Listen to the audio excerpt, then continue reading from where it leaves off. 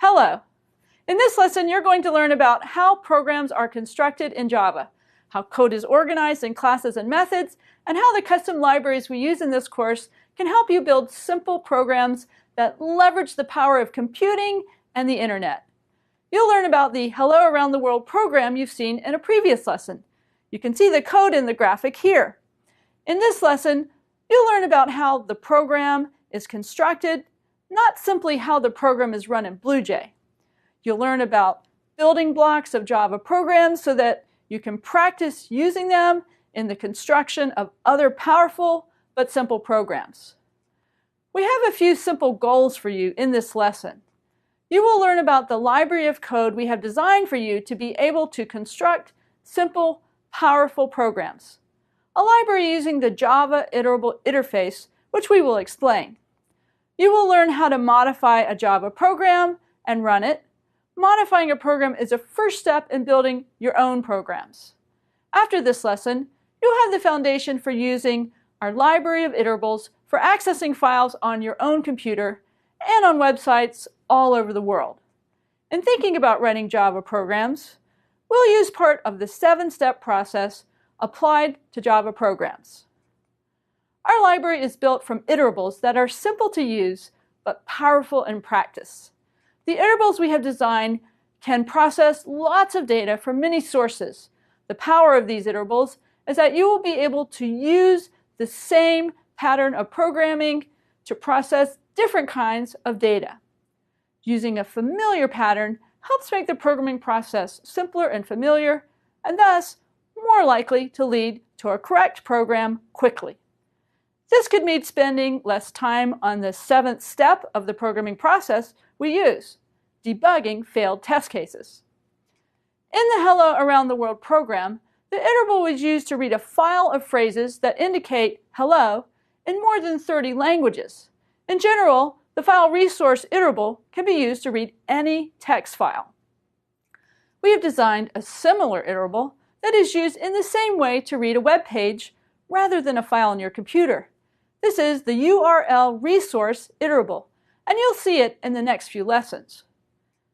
We've created an iterable that lets you program using images, examining and possibly changing the pixels in a PNG, JPEG, or other kind of image. This is the image resource iterable that you'll use later in this course. We've also designed an iterable for looking at the files in a directory or folder. This directory resource iterable makes it simple to write programs that access 1, 2, or 200 files at once. The Hello Around the World program used a file resource to print hello in more than 30 languages. The same program could print hello in 100 languages by simply adding more phrases or words to the text file read by the program and then printing these characters on the screen. Using the same style of programming, our library of iterables will allow you to build new programs using the same style of programming and our library of iterables. As we'll see, an iterable is a Java construct that allows you, the programmer, to access elements of a collection. That might mean lines of a file, words in a URL, pixels in an image, or files in a folder on your computer. In this lesson, we'll discuss the first two iterables, file resource and URL resource. We'll now look in detail at the constructs used in the Java program so that you can modify them and use them yourself. We'll use the same Hello World program you've seen before, but look more closely at each part of the program. You'll need to understand these parts and the terminology used to describe them as you begin writing your own Java programs. This understanding will allow you to more easily write code and to think about the programs you're writing as you apply the 7-step process. Java programs use code that's stored in a library. Each Java library stores code that's conceptually connected, such as using the internet or a network, doing input and output, or creating user interfaces. The basic Java constructs we use are automatically included in your Java programs, but our iterables are in a different library. You include this library, which is called the D2.2.3 library, by importing the entire library using the import statement you see here. Import edu duke.star semicolon. Java code is organized into classes. The programs you write will be in a public class. You can see here the class is named Hello World, and the syntax of using public, then class, then the class name, in that order, is one you'll need to use in Java programs. The code in a class is stored in a method. In some languages, the name function is used, but in Java, we use the name method for how code is organized. In this program, you see the method is named sayHello, and the method has a void return type. We'll explain return types more in a later lesson. The code in the method body comes between two curly braces. Variables in a Java program store values that you'll use in constructing code. In this method, there's a variable named resource. Its type is file resource. There's a variable named line. Its type is string. You'll also need some control to determine how the code you write is executed. In this program, there's a for loop. That's the control that makes each line of the file appear when the line is printed. We'll explore iterables and variables in a little more detail. You'll learn about using the file resource class from the edu.duke library.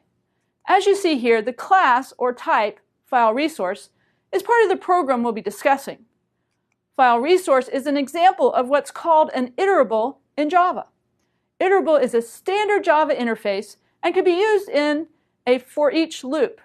We'll explain how this loop works, but it causes each line from the file storing versions of hello to appear on the console of your computer. To understand the loop, you'll need to have a basic understanding of how variables are used. In Java and in other languages, each variable has a name, a type, and a value. The variable named fr is shown here. Its type is file resource, and its value is bound to a specific file on your computer because of the phrasing new file resource, with the name of the file to create the value for the variable fr. There's another variable named line. Its type is string. Its value is a line of the iterable that takes on each line of the file. That's the value of the file resource variable fr. The for loop makes the variable line take on the first line of the file of hello phrases and then print that line. Then the loop iterates or repeats again, taking on the next value of the file, which is stored in variable line, and prints that line in the body of the for loop. This process repeats until all lines of the file have been read or processed and printed in the loop. Modifying existing code is a great way to start in writing programs and in mastering the part of the 7-step process that translates ideas into code. We'll use the code that prints hello many times as a starting point. Changing the name of a variable, like the string variable line, requires changing it consistently. In this code, that's in 2 places, but it might be in more places in general. What happens if you change the variable named fr so that its name is resource? That will require changing the name in 2 places. If you change the type of a variable like fr, you have to make changes consistently with the new type.